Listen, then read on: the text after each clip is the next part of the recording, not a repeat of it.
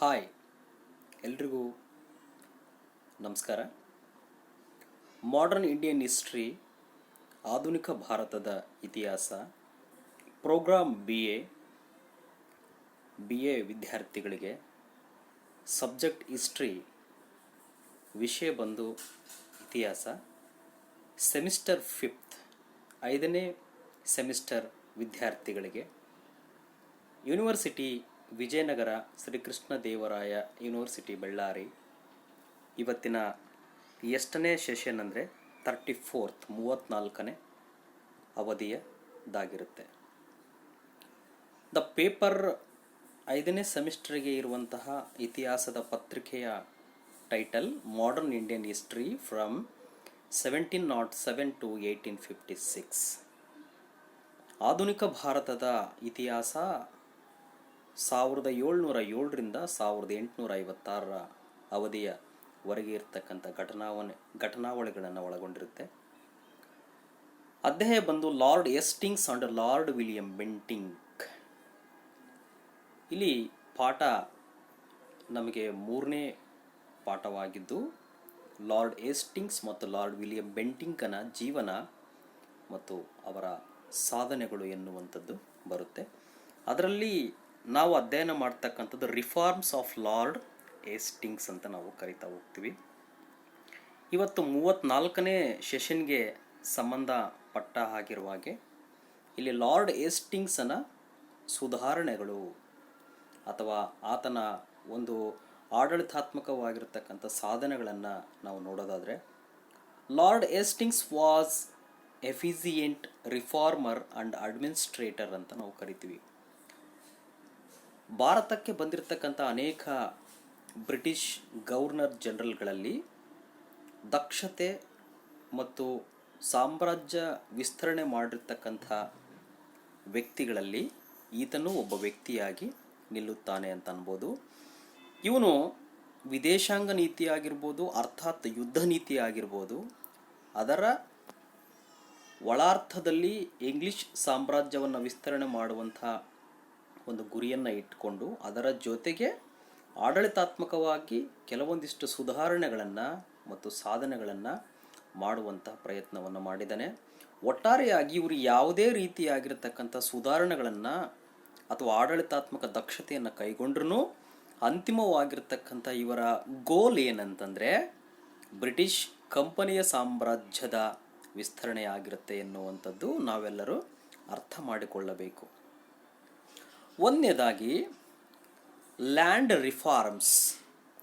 ಇಲ್ಲಿ ಭೂ ಸುಧಾರಣೆಗಳು ಅರ್ಥಾತ್ ಭೂ ಸುಧಾರಣೆಗಳು ಎನ್ನುವಂಥ ಅರ್ಥ ಬಂದಾಗ ಇಲ್ಲಿ ಕಂದಾಯದ ಸುಧಾರಣೆಗಳು ಅಥವಾ ಕಂದಾಯದಲ್ಲಿ ಮಾಡುವಂತಹ ಒಂದಿಷ್ಟು ಬದಲಾವಣೆಗಳು. ಕಂದಾಯದ ಬದಲಾವಣೆಗಳು ಎನ್ನುವಂಥ ವಿಷಯ ಬಂದಾಗ ಒಟ್ಟಾರೆಯಾಗಿ ಭೂಮಿಯ ಮೇಲೆ ತೆರಿಗೆಯನ್ನು ಕಲೆಕ್ಟ್ ಮಾಡುವುದರ ಮೂಲಕ ಕಂಪನಿಯ ಬೊಕ್ಕಸಕ್ಕೆ ಲಾಭವನ್ನು ತರುವಂತಹ ಉದ್ದೇಶದಿಂದ ಭಾರತಕ್ಕೆ ಬಂದಿರತಕ್ಕಂಥ ಅನೇಕ ಗವರ್ನರ್ ಜನರಲ್ಗಳಲ್ಲಿ ಸಾಕಾದಷ್ಟು ಪ್ರಯೋಗಗಳನ್ನು ಲಾರ್ಡ್ ಕಾರ್ನ್ ವಾಲಿಸ್ ಆಗಿರ್ಬೋದು, ಲಾರ್ಡ್ ವೆಲ್ಲೆಸ್ಲಿ ಆಗಿರ್ಬೋದು, ಅದೇ ಥರ ಈ ಲಾರ್ಡ್ ಹೇಸ್ಟಿಂಗ್ ಎನ್ನುವಂಥವನು ಕೆಲವೊಂದಿಷ್ಟು ಹೊಸ ರೀತಿಯಾಗಿರ್ತಕ್ಕಂಥ ಹೆಚ್ಚಿನ ಪ್ರಮಾಣದ ಆದಾಯವನ್ನು ಗಳಿಸಲಿಕ್ಕೆ, ಕಂಪನಿಯ ಆಡಳಿತವನ್ನು ನಡೆಸಿಕೊಂಡು ಹೋಗಲಿಕ್ಕೆ ಇಂಥ ಭೂ ಸುಧಾರಣೆಗಳು ಅಥವಾ ಭೂ ಕಾಯ್ದೆಗಳು, ಭೂ ತೆರಿಗೆಯ ಆ್ಯಕ್ಟ್ಗಳನ್ನು ಜಾರಿಗೆ ತರುವಂಥ ಪ್ರಯತ್ನವನ್ನು ಮಾಡ್ತಾರೆ. ದ ಫಸ್ಟ್ ಒನ್ ಲ್ಯಾಂಡ್ ರಿಫಾರ್ಮ್ಸಲ್ಲಿ ಮಹಲ್ದಾರಿ ಸಿಸ್ಟಮ್ ಅಂತ ನಾವು ಕರಿತಾ ಹೋಗ್ತೀವಿ. ಅದರಲ್ಲಿ in Agra and Punjab Lord Hastings began Mahaldari system according to which the revenue system was organised in Agra and Punjab. There was provision of a gram pradhan in this system ಅಂತ ನಾವು ಕರಿತಾ ಹೋಗ್ತೀವಿ. ನೋಡ್ರಿ, ಇಲ್ಲಿ ಲಾರ್ಡ್ ಕಾರ್ನ್ ವಾಲಿಸ್ ಎನ್ನುವಂಥವನು ಒಂದು ಕಾಯಂ ಗುತ್ತ ಅಥವಾ ಶಾಶ್ವತ ಭೂಕಂದಾಯ ಪದ್ಧತಿ ಎನ್ನುವಂಥ ಸಿಸ್ಟಮನ್ನು ಜಾರಿಗೆಗೊಳಿಸಿದ್ದ. ಅದೇ ರೂಪದಲ್ಲಿ ಮತ್ತೊಂದಿಷ್ಟು ಬದಲಾವಣೆಯೊಂದಿಗೆ ಮಹಲ್ದಾರಿ ಅಥವಾ ಮಹಲ್ವಾರಿ ಪದ್ಧತಿ ಎನ್ನುವಂಥದ್ದನ್ನು ಇಲ್ಲಿ ನಮಗೆ ಆಗ್ರಾ ಮತ್ತು ಪಂಜಾಬ್ ವಾಯು ಭಾರತ ಎನ್ನುವಂಥದ್ದು, ಗಂಗಾ ಕಣಿವೆ ಪ್ರದೇಶ ಎನ್ನುವಂಥದ್ದು. ಹೀಗೆ ಆ, ಈ ಒಂದು ಸಿಸ್ಟಮನ್ನು ಜಾರಿಗೊಳಿಸ್ತೇನೆ. ಏನು what is the meaning of Mahaldari ಅಂತಂದರೆ, ಮಹಲ್ ಅಂದರೆ ತಾಲೂಕು ಎನ್ನುವಂಥ ಅರ್ಥ ಬರುತ್ತೆ. ಈ ಮಹಲ್ಗಳನ್ನು ಎಸ್ಟೇಟ್ಗಳು ಅಂತಲೂ ಇನ್ನೊಂದು ಅರ್ಥದಲ್ಲಿ ಕರೀತಾರೆ. ಇಲ್ಲಿ ಸಾಮಾನ್ಯವಾಗಿ ಈ ಮಹಲ್ ಅಥವಾ ಎಸ್ಟೇಟ್ಗಳು ಎಲ್ಲ ಒಂದು ಸಿಸ್ಟಮೆಟಿಕ್ ಆಗಿ ಕ್ರೋಢೀಕರಣ ಮಾಡಿ ಅಲ್ಲಿ ಮಹಲ್ದಾರಿ ಅಥವಾ ಎನ್ನುವಂಥ ಒಬ್ಬ ವ್ಯಕ್ತಿಯನ್ನು ನೇಮಕ ಮಾಡಿ ರೈತರಿಂದ ಕಂದಾಯವನ್ನು ವಸೂಲಿ ಮಾಡಿ ಸರ್ಕಾರಕ್ಕೆ ಒಂದು ಕಟ್ಟುವಂಥ ಪದ್ಧತಿಯಾಗಿರುತ್ತೆ. ಇಲ್ಲಿ ಅನೇಕ ಗ್ರಾಮಗಳೆಲ್ಲ ಸೇರಿ ಒಂದು ಎಸ್ಟೇಟ್ ಆಗಿ ಆ ಎಸ್ಟೇಟಿನ ಮೂಲಕ ಕಂಪನಿಗೆ ಒಂದು ತೆರಿಗೆಯನ್ನು ಕಂದಾಯವನ್ನು ಸಲ್ಲಿಸುವಂಥ ವ್ಯವಸ್ಥೆ ಆಗಿರುತ್ತಿದೆ. ಹಾಗಾಗಿ ಈ ಮಹಲ್ದಾರಿ ಪದ್ಧತಿ ಎನ್ನುವಂಥದ್ದು ಒಂದಿಷ್ಟು ರೈತರಿಗೆ ಉಪಯೋಗಗಳು ಆಗುವಂಥ ಸಾಧ್ಯತೆ ಇತ್ತು ಅಂತ ನಾವು ನೋಡ್ತಾ ಹೋಗ್ಬೋದು. ವಿಶೇಷವಾಗಿ ಇಲ್ಲಿ ಆಗ್ರಾ, ಪಂಜಾಬು, ಗಂಗಾ ಕಣಿವೆ ಪ್ರದೇಶಗಳು ಈ ಭಾಗದಲ್ಲೆಲ್ಲ ಇದನ್ನು ಜಾರಿಗೆ ತರುವಂಥ ಪ್ರಯತ್ನವನ್ನು ಇವನು ಮಾಡ್ತಾನೆ.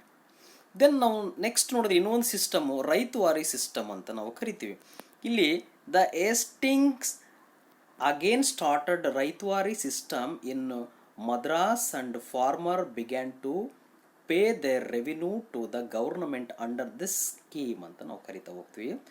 ನೋಡ್ರಿ, ಇಲ್ಲಿ ವಿಶೇಷವಾಗಿ ಅನೇಕ ರೀತಿಯಾಗಿರ್ತಕ್ಕಂಥ ಈತನ ಆಡಳಿತದಲ್ಲಿ ಥಾಮಸ್ ಮನ್ರೋ ಎನ್ನುವಂಥವನು, ಅದೇ ಥರ ಇಲ್ಲಿ ಬರ್ಡ್ ಎನ್ನುವಂಥ ಒಬ್ಬ ವ್ಯಕ್ತಿ ಆಗಿರ್ಬೋದು, ಹೀಗೆ ಸಾಕಾದಷ್ಟು ವ್ಯಕ್ತಿಗಳು ಅಧ್ಯಯನವನ್ನು ಮಾಡುವಂಥವರು, ಕಂದಾಯನವನ್ನು ವೈಜ್ಞಾನಿಕವಾಗಿ ವಿಮರ್ಶೆ ಮಾಡುವಂಥ ವ್ಯಕ್ತಿಗಳು ಇರ್ತಾರೆ. ಹಾಗಾಗಿ ಮದ್ರಾಸಿನಲ್ಲಿ 1820 22 ಕಾಲಘಟ್ಟದಲ್ಲಿ ಥಾಮಸ್ ಮನ್ರೋ ಎನ್ನುವಂಥವನು ವಿಶೇಷವಾಗಿ ರೈತವಾರಿ ಪದ್ಧತಿಯನ್ನು ಒಂದು ಅಡಾಪ್ಟು ಅಥವಾ ಜಾರಿಗೆಗೊಳಿಸುವಂಥ ಪ್ರಯತ್ನವನ್ನು ಮಾಡಿದ. ಇದಕ್ಕಿಂತ ಮುಂಚಿನದಾಗಿ ಅಲೆಕ್ಸಾಂಡರ್ ಎನ್ನುವಂಥ ಒಬ್ಬ ವ್ಯಕ್ತಿ ಇದನ್ನು ಪ್ರಯೋಗ ಮಾಡಿರ್ತಾನೆ. ಬಟ್ ಜಾಸ್ತಿ ಪ್ರಮಾಣದಲ್ಲಿ ಇದನ್ನು ಜಾರಿಗೆಗೊಳಿಸುವಂಥ ಕೆಲಸವನ್ನು ಥಾಮಸ್ ಮನ್ರೋ ಎನ್ನುವಂಥವನು ಮಾಡ್ತಾನೆ. ಏನಿದು ರೈತವಾರಿ ಪದ್ಧತಿ ಅಂತ ನಾವು ನೋಡ್ತಾ ಹೋದಾಗ ಇಲ್ಲಿ ರೈತರೇ ನೇರವಾಗಿ ತೆರಿಗೆಯನ್ನು ಸರ್ಕಾರಕ್ಕೆ ಕಟ್ಟುವಂತಹ ಒಂದು ಪದ್ಧತಿಯಾಗಿರುತ್ತೆ.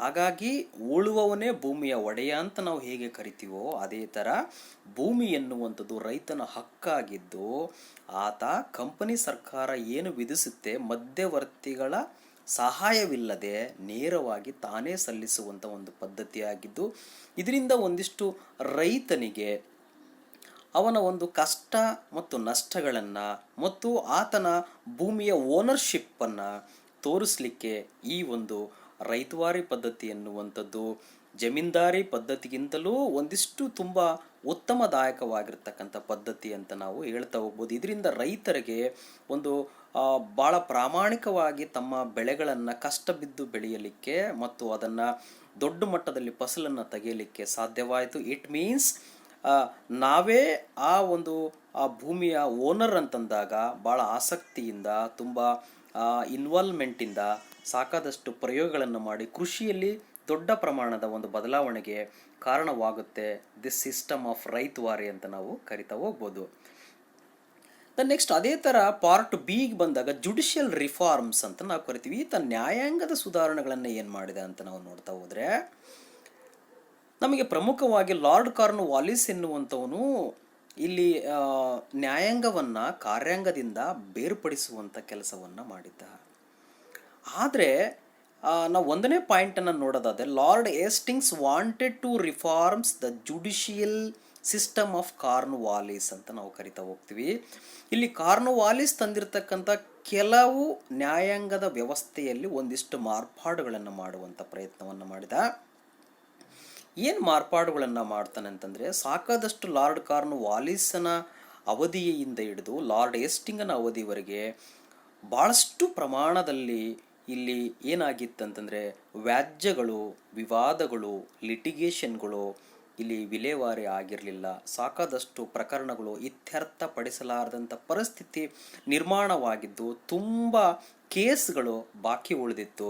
ಅವೆಲ್ಲ ಕೇಸುಗಳನ್ನು ತುಂಬ ತ್ವರಿತಗತಿಯಲ್ಲಿ ವಿಲೇವಾರಿ ಮಾಡಲಿಕ್ಕೆ ಈತ ಇಲ್ಲಿ ಪ್ರತಿಯೊಂದು ಪ್ರದೇಶದಲ್ಲಿ ಠಾಣಾಗಳನ್ನು ನಿರ್ಮಾಣ ಮಾಡಿ ಆ ಠಾಣಾಗಳಲ್ಲಿ ಮುನ್ಸಿಬ್ದಾರ್ ಎನ್ನುವಂಥ ಒಬ್ಬ ನ್ಯಾಯಾಂಗದ ಸುಧಾರಣೆಯನ್ನು ಮಾಡ್ತಕ್ಕಂಥವನು ಮತ್ತು ವ್ಯಾಜ್ಯಗಳನ್ನು ಬಗೆಹರಿಸುವಂಥ ಒಬ್ಬ ವ್ಯಕ್ತಿಯನ್ನು ನೇಮಕ ಮಾಡ್ತಾನೆ. ಅದರ ಜೊತೆಗೆ ಈ tried to make things easy for the civil judiciary by introducing certain changes. ಇವನು ಇನ್ನೊಂದು ಏನು ಮಾಡ್ತಾನಂತಂದರೆ, ಕೆಲವು ಮೊಕದ್ದಮೆಗಳನ್ನು ಒಂದಿಷ್ಟು ಪ್ರಮಾಣದ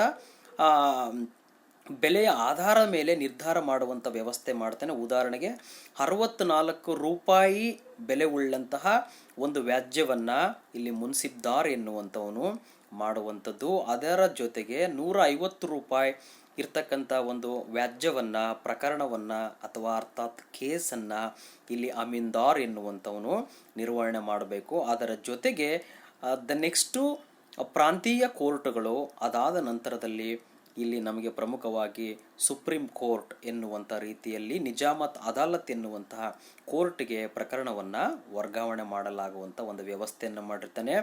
ಒಟ್ಟಾರೆಯಾಗಿ ಕೆಳಹಂತದ ನ್ಯಾಯಾಲಯದಿಂದ ಮೇಲ್ಮಟ್ಟದ ನ್ಯಾಯಾಲಯದವರೆಗೆ ಇಂತಿಷ್ಟು ಪ್ರಮಾಣದ ಕೇಸಿಗೆ ಇಂತಿಷ್ಟು ಹಣದ ಮೂಲಕ ನಿರ್ವಹಣೆ ಮಾಡುವಂಥದ್ದು ಮತ್ತು ಅದನ್ನು ಸುಲಭವಾಗಿ ಸ್ಥಳೀಯ ಮಟ್ಟದಿಂದಲೇ ಅದನ್ನು ಇತ್ಯರ್ಥಪಡಿಸುವಂತಹ ಒಂದು ಪ್ರಯತ್ನಕ್ಕೆ ಇವನು ಚಾಲನೆಯನ್ನು ಕೊಟ್ಟ ಮತ್ತು ಅದರಲ್ಲಿ ಸಾಕಾದಷ್ಟು ಮಟ್ಟಿಗೆ ಯಶಸ್ವಿ ಆದ ಅಂತ ನಾವು ಕರಿತಾ ಹೋಗ್ಬೋದು. Then Bengal tenancy act 1822 AD ಅಂತ ನಾವು ಕರಿತಾ ಹೋಗ್ತೀವಿ. ಇನ್ನು ಬೆಂಗಾಲ್ ಟೆನೆನ್ಸಿ ಆ್ಯಕ್ಟ್ ಅಂತಂದರೆ ಬಂಗಾಳದಲ್ಲಿ ಒಂದು ಗೇಣಿ ಕಾಯ್ದೆಯನ್ನು 1822ರಲ್ಲಿ ಜಾರಿಗೊಳಿಸ್ತಾನೆ.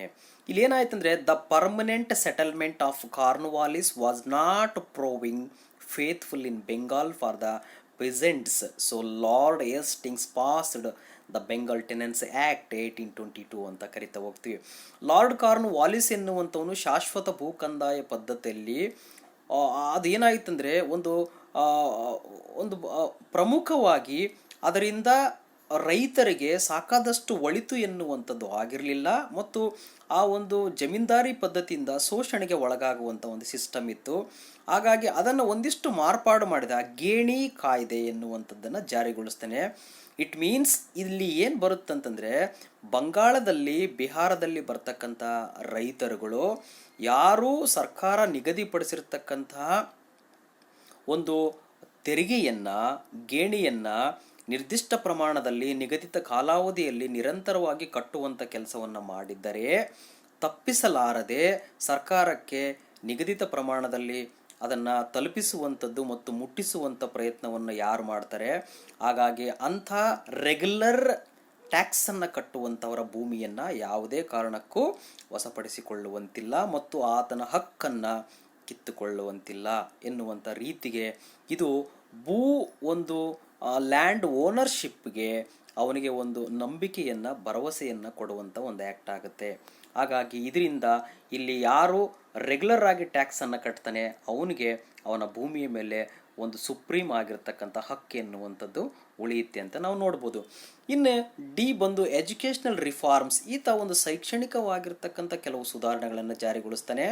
ಈ opened several schools from is personal resources ಅಂತ ನಾವು ಕರಿತೀವಿ.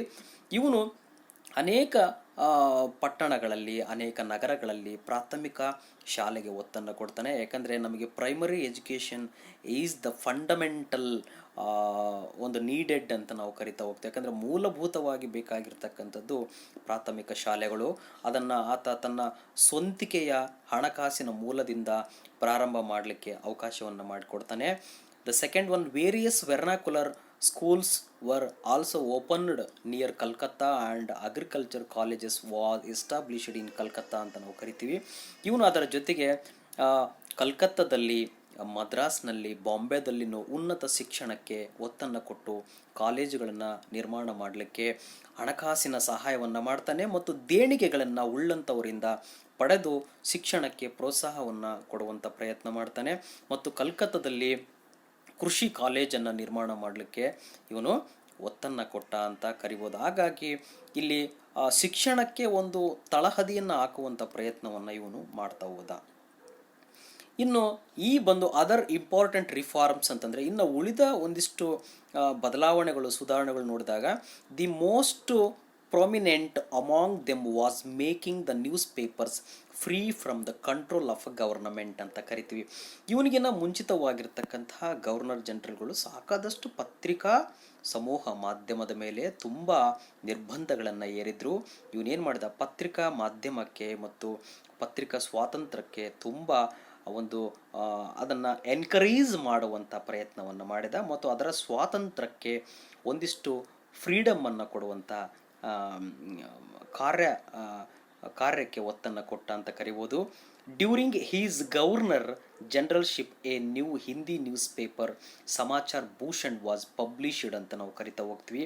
ಈತನ ಕಾಲಘಟ್ಟದಲ್ಲಿ ಒಂದು ಹಿಂದಿ ಭಾಷೆ ಉಳ್ಳಂಥ ಒಂದು ಪತ್ರಿಕೆ ಸಮಾಚಾರ್ ಭೂಷಣ್ ಎನ್ನುವಂಥದ್ದನ್ನು ಈತನ ಕಾಲಘಟ್ಟದಲ್ಲಿ ಈತನ ಒಂದು ಪ್ರೋತ್ಸಾಹದಿಂದಲೇ ಅದು ಪಬ್ಲಿಷ್ ಆಗುತ್ತೆ. ಈತ ಮಾಧ್ಯಮಕ್ಕೆ ಮತ್ತು ಪತ್ರಿಕೆಗೆ ಒಂದಿಷ್ಟು ಸಣ್ಣ ಪುಟ್ಟ ರಿಸ್ಟ್ರಿಕ್ಷನ್ಗಳನ್ನು ನೀಡುವುದರ ಮೂಲಕ ಅದರ ಸ್ವಾತಂತ್ರ್ಯಕ್ಕೆ ಸಾಕಾದಷ್ಟು ಪ್ರೋತ್ಸಾಹವನ್ನು ನೀಡಿದ ಅಂತ ನಾವು ಕರಿತಾ ಹೋಗ್ಬೋದು. ಹೀಗೆ ಒಟ್ಟಾರೆಯಾಗಿ ಈತನ ಆಡಳಿತ ಎನ್ನುವಂಥದ್ದು ಸಾಕಾದಷ್ಟು ಒಂದಿಷ್ಟು ಸಕಾರಾತ್ಮಕವಾಗಿರ್ತಕ್ಕಂಥ ಬೆಳವಣಿಗೆಯನ್ನು ಮಾಡಿದ ಎನ್ನುವಂಥದ್ದು ನಾವು ಅರ್ಥ ಮಾಡಿಕೊಳ್ಬೇಕು.